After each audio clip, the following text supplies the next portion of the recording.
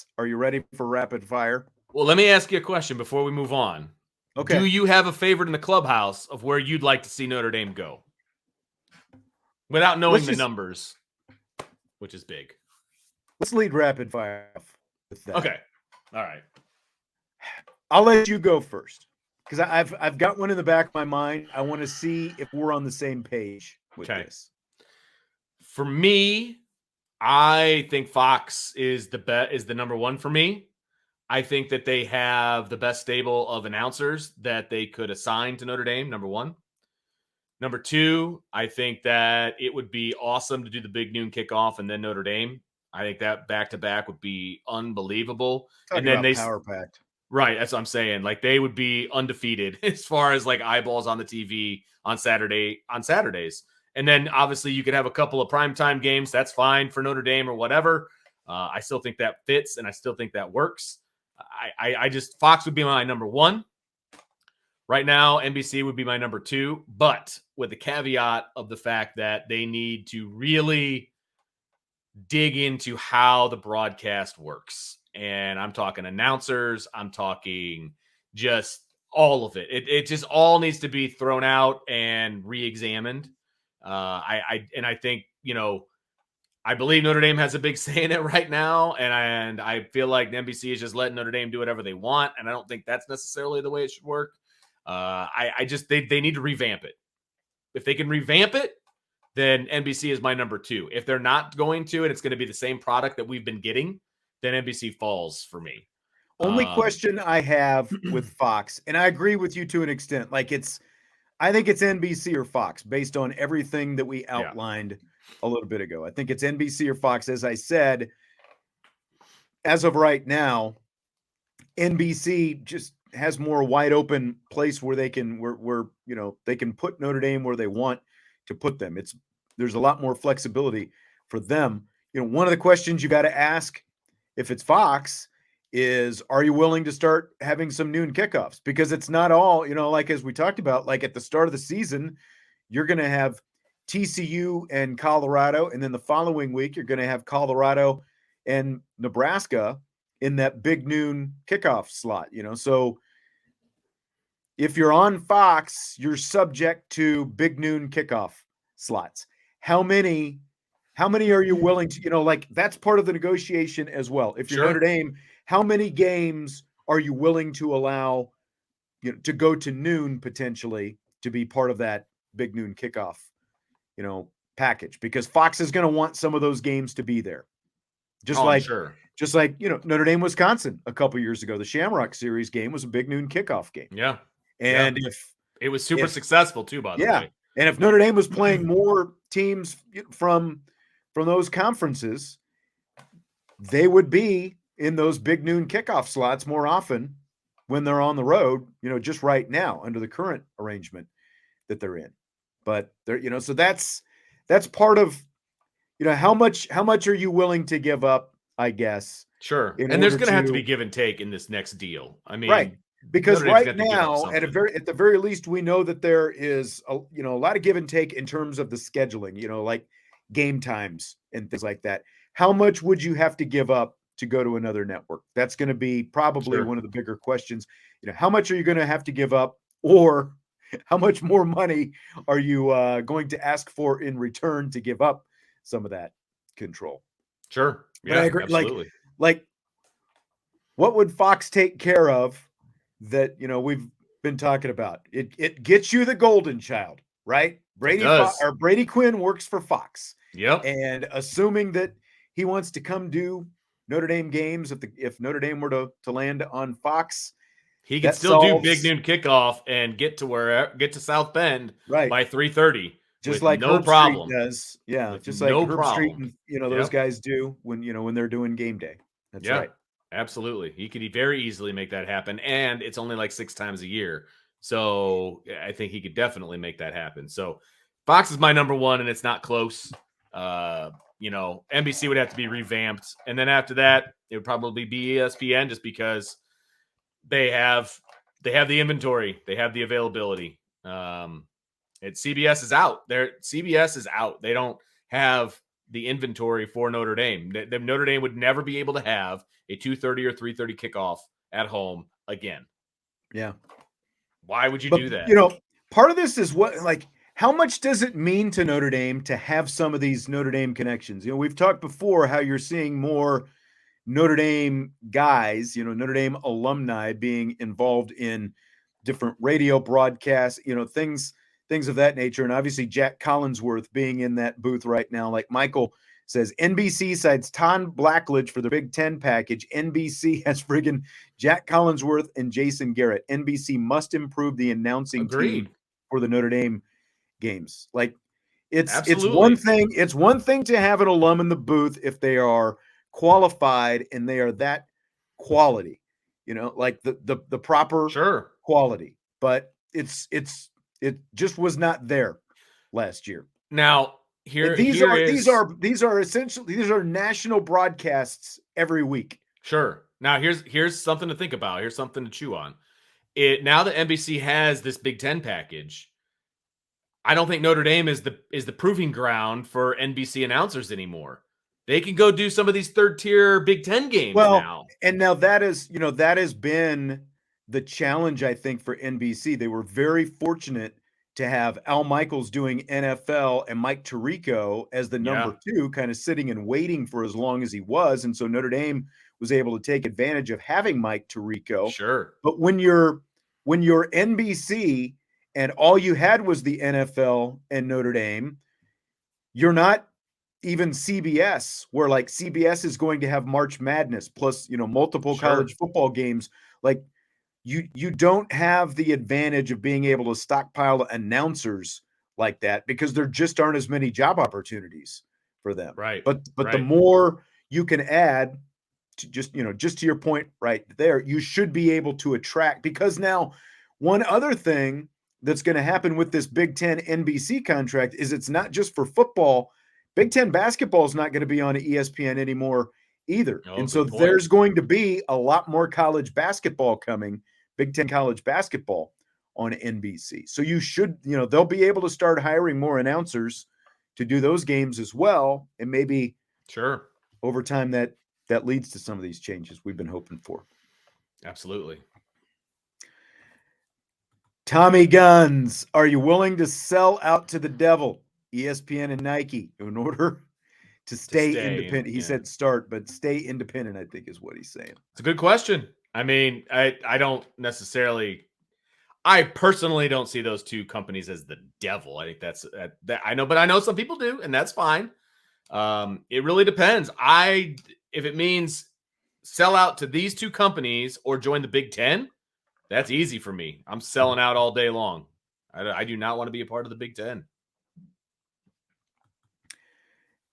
And I get where he's coming from, and I hear a lot of people talking about, Nike's, like their labor practices and that kind of thing. But look, I own an iPhone. I own an iPhone. Do you think that Apple has any better practices than what Nike has?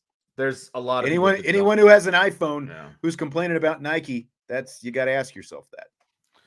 And there's a lot of things that way. And from and I hate to say it, it's a matter of what you prioritize, to be quite honest.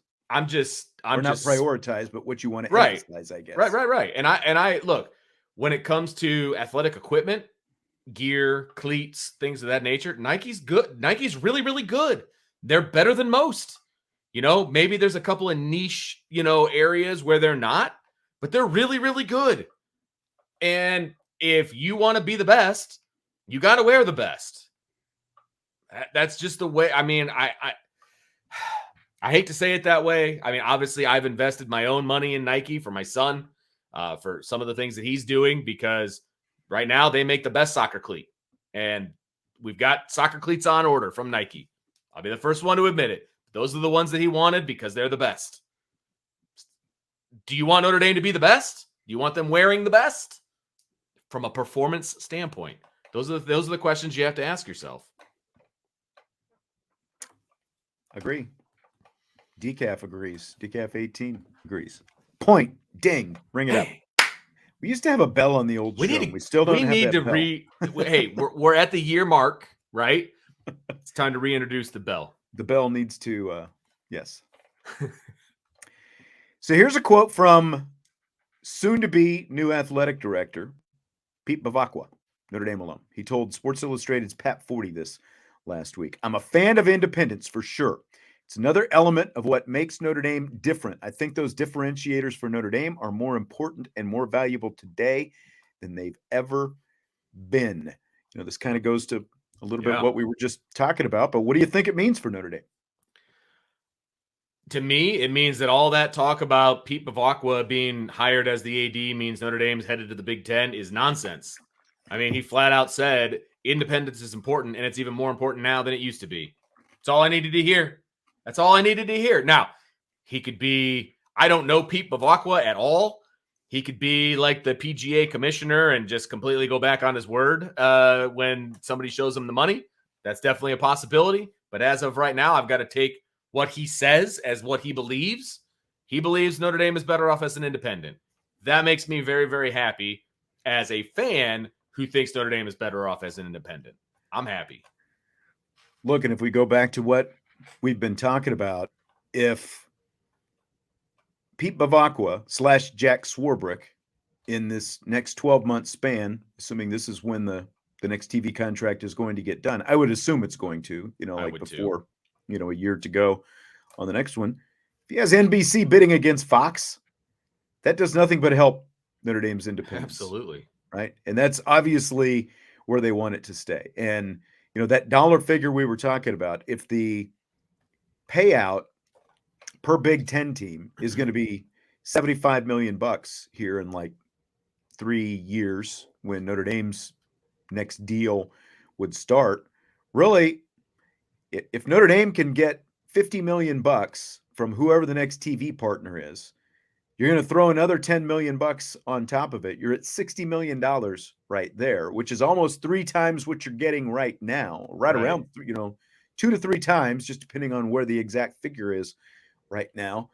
That's a huge win, especially when you look at the size of the athletic department at Notre Dame compared to, an Ohio State, a Penn State, those kind of schools. Like, that's the operating budget is not as big at Notre Dame as it is at those big state schools. So that would be a massive win for Notre Dame. And, again, like you listen to him talk about valuing independence, you've got a Notre Dame alum coming in. And what do we talk about Friday? How important is being an alum to being the athletic director? It's not the end all be all, but if you value independence at Notre Dame, which we've been told for decades that Notre Dame does, they value the independence. Having an alum is going to go a really long way.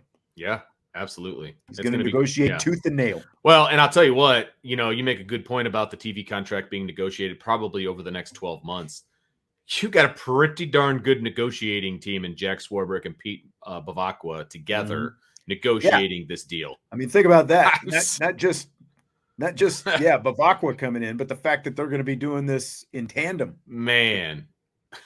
Say what you want to about Jack Swarbrick, but he's been one hell of a negotiator for Notre Dame, and he's kept them on the cutting edge and where they need to be in the grand scheme of things. And then you add the TV media savvy that Pete Bevacqua has. That's a pretty unbeatable team. So I like Notre Dame's chances of getting a pretty good TV deal here. Yeah. And this, like Jason says, you have to believe in what Notre Dame is all about. And most likely an alum doesn't have to learn how to do that. That's exactly right. Oh, for sure. If you have an outsider come in who's got athletic director experience, but has no experience with Notre Dame, you've essentially got to, now tell me again why, independence is important. His thought process is going to be something else, something other than, well, independence is the most important thing in this whole thing. So I think it's a really good sign for Notre Dame. Fill in the blank. It's blank that USC will travel 16,134 miles and UCLA will log 15,412 miles in their first season in the Big Ten next year. And this is football alone. Right. And it's even more ridiculous as my fill in the blank. Like, when they announced that this was going to happen, I was so skeptical. I thought it was like fake news and all that. Because of this right here, I would like to see how many miles like the cross country team, the volleyball team, the baseball team, the softball team, the track team, how many miles are they going to log when most of their things happen during the week, as opposed to football that only happens once a week on the weekends, and usually there's about 5 away games a year, right? And one of those away games for one of the teams is going to be in town. So I would like to see the other mileages because it just makes this whole scenario even more ridiculous.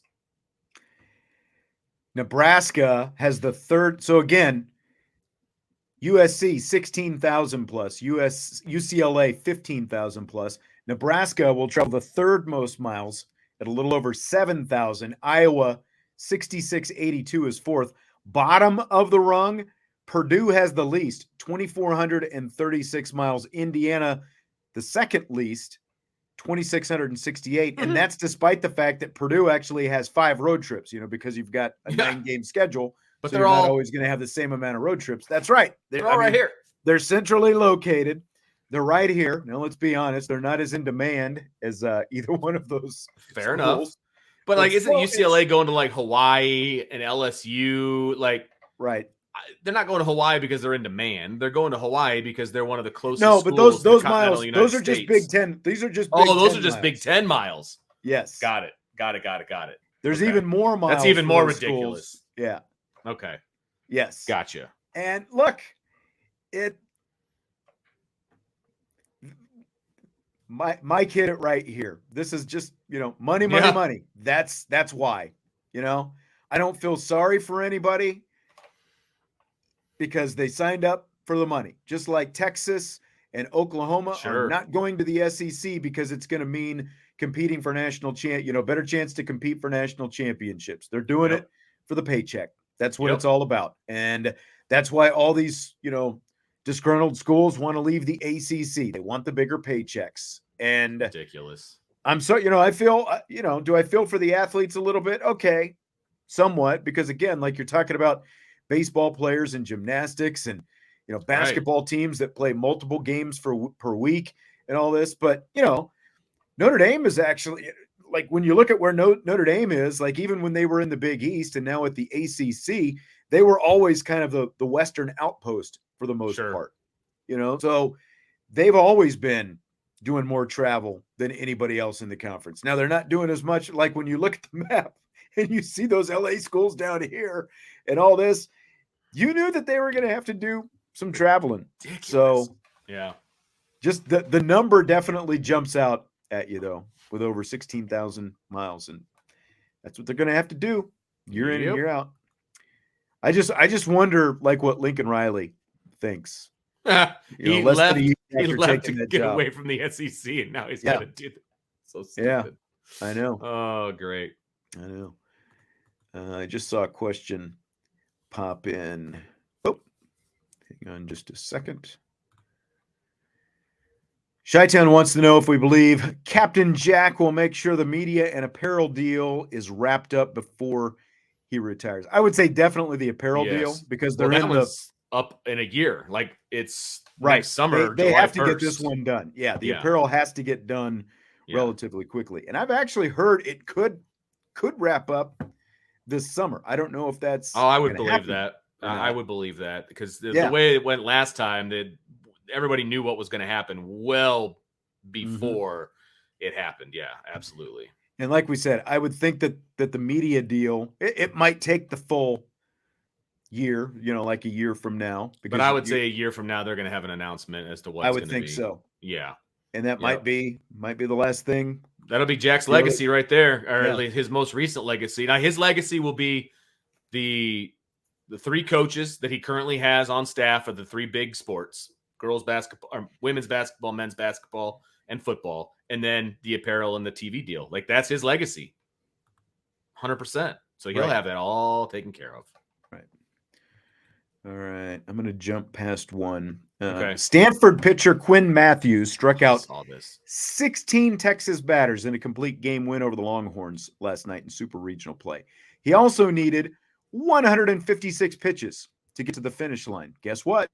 There's some outrage by some people. So, Sure there are. is it fair or foul to have a college pitcher throw that many pitches in a game? The Pearl Clutchers unite, man. I tell you what, like, I'm not saying that needs to happen on a regular basis, but this is an elimination game. They're not ruining his career, okay? He obviously will talk. The coach talks to the kid. They know where he's at, how he's feeling. And I believe I read that in like half of his starts, he went well over 100 pitches in his other start. Now, this is obviously a game high for him, career high. I get that. Again, you're in an elimination game. The only thing I could even think about, because they won like 8-5, I think, something 8-4, something like that. Maybe you take him out for the last inning to kind of rest his arm or whatever, because you have the game, kind of in control. If he's dealing up there, he's got 16 strikeouts, man. Like, I'm sorry. It's an elimination game, man. It's all or nothing. Go for it. Pitch counts, these are artificial markers that Correct. are placed on pitchers primarily by Major League Baseball because they view these guys as investments. They're trying to protect their investments. You're seeing Major League pitchers throw fewer and fewer pitches all the time, yet they have no problem, rolling these relievers out there multiple times per week, even though they're not throwing as, the high pitch count volume. There's still much more wear and tear on those arms by rolling them out when you there. Heat it up, cool it down, heat it up. Yeah, absolutely. That's exactly right. And there's no real science behind what a good number is. Like right. Japan, they believe in the old school way, just like this, like you should be throwing well over, like you throw all the time. Mm-hmm. They have a much different philosophy over there. Nolan Ryan pitched for almost 30 years and he threw 222 complete games in his career. That's more than 10 complete games per season. And guess what? He threw a lot of pitches because he struck out a lot of guys and he walked a lot of guys. He was always well over 100. This is a much more recent phenomena, this whole wrapped up in the pitch count deal. And it's like, as soon as guys get into the minor leagues, everyone's wrapped up in pitch count, like you can only throw him so many pitches here. Because again, they're looking at this as a long-term deal. This is a senior, by the way, this guy for Stanford. He was drafted last year. He decided to return to college. So it's not like he didn't know what he was getting into with the coach that he had, and it's also, one of the other things that goes along with this is late in the season, like you're talking about. This is playoff time and it's late in the season, but it also means your arm is stretched out. Like he and the coaches know what his arm can handle at this point. And he's also not a max effort guy. He's like a lefty who throws, like mid 90s, change some speeds and stuff like that. He's not, like one of these Kyle Hendricks type. Yeah. He's not like 100-mile-an-hour type guy, max effort, so there's less wear on your arm in that case as well. It's, again, I realize all the pro guys, of course, they, get all worked up about it right away, but it's really, it's a matter of having familiarity, I think, with your, like little league stuff like that. Of course, there needs to be, because there's little kids and there's idiot adults that are in charge. Right. That's why. Right. And I get that. Even at the high school level, I really have no problem with it. This coach knows his guy. Like the bigger issue would be if he threw 156 pitches last night and then they called him out there to, tonight to try to, throw 50 more pitches in some high leverage type situation, that kind of thing. That, he's a starter. He's been spaced out all season. Sure. His arm is built up to the point it is. You have to trust that they know what they're doing, that they know their guy. And he's an adult. He's 22 years old. He's an adult. Yeah. I mean, yes, you have pitch counts for kids in high school, little league, travel. I have no problem with that. I really don't, because there's still idiots that even coach high school that will wear out a kid just to get a W. You're in college, you're an adult, man. You can make your own decisions at that point. You can go, I don't want to be that guy. You can go off and fight a war, all that. But he can throw if he knows he can throw, and the coach knows what he can do. The trainer knows what he can do. They're with these guys all the time. I have zero problem with it, and they won the game, so good on them. Yeah. Fill in the blank. It's blank that Conor McGregor sent the Miami Heat mascot to the hospital after he punched him twice during a mid-game stunt in Game 4 of the NBA Finals the other day. This dude is unhinged, man. Like, it just shows you how unhinged Conor McGregor is, that he went full out on a mascot. Now, you could also say that the mascot head should have, absorbed some of the blow or whatever. Maybe that guy's kind of weak, or whoever's in the suit or whatever. But dude, come on. You're unhinged, man. Stop it. The craziest part of this whole thing is he hits him with the left hook, on the... I haven't seen the video. I saw the aftermath with the guy laying there. He hits him with a left hook, and then, and that floors the guy. And then the guy's laying flat on the ground, and he drops down and punches him right in the nose. It's like you're punching, you're Conor McGregor, and you're punching the mascot when he's laying flat on the ground. It's like when the left hook dropped him, you would think that maybe he could back off. Yeah, you think? That's what's crazy about this whole. It's like you're kind of. And then, did you see the whole golf thing where oh yeah, I saw that one. Adam Hadwin. Yeah, it's like you've got a guy out there spraying champagne on his buddy who just won the Canadian Open, and it turns security tackles him, and it turns out that he's another golfer. He's another golfer. Good form tackle. Yeah. Where did this? I would love to know the thought process of the security guard. Wow, this fan must have gotten himself a bottle of champagne, came out of the stands and started spraying the winner. Right. Is he just carrying it around with him the whole day? Come on. That's right. Father David said security guard needs a scholarship. Perfect form tackle. It was a good tackle. He planted him like a petunia. Yeah. But yeah, so that was some interesting stuff this weekend. All right, well, that's going to do it for tonight. Vince has got to get rolling. Again, appreciate you for being with us over this first year or 1 year anniversary of the show. Vince, of course, always love working with you. Jesse as well. He's not here tonight. He'll be here tomorrow. A couple quick announcements. Micah Shrewsbury set to be on with us next week. Notre Dame men's basketball coach. Got that lined up today. So we'll have Micah Shrewsbury. Looking forward to that next week. Still working on getting Kevin Corrigan, national championship men's lacrosse coach, because they got back from trip. Germany. Yeah, so we're still kind of working through some of that, working through international waters and that kind of thing. So, but we'we've got that going for us. I've got a camera shy son here. I was trying to get him on here, but he won't do it. He came down to tell me, he's like, Dad, let's go. All right. We'll let you go. Hit the like button on your way out. Subscribe, rate, and review, and we will talk to you mañana on IB Nation Sports Talk.